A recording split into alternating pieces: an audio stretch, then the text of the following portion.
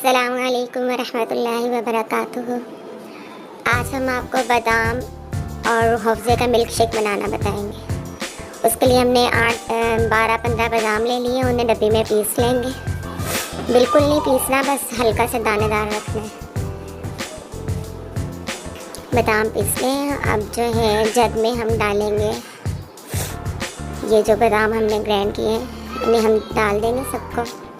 ये तकरीबन 15 या 20 बादाम हैं, ये डाल देंगे सारे। 1.5 पाव दूध है वो डाल देंगे।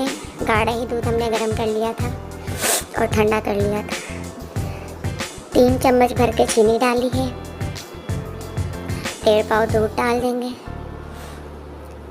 थोड़ा सा रूह अफ़ज़ा डाल देंगे, तकरीबन 1 चम्मच।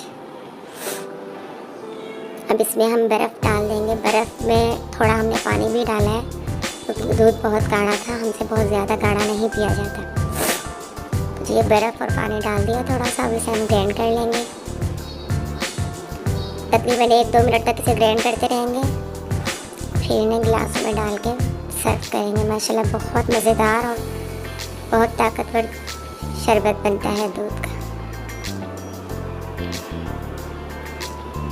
चैनल को सब्सक्राइब नहीं किया हुआ तो सब्सक्राइब कर दें, लाइक करें और दोस्तों के साथ शेयर भी किया करें।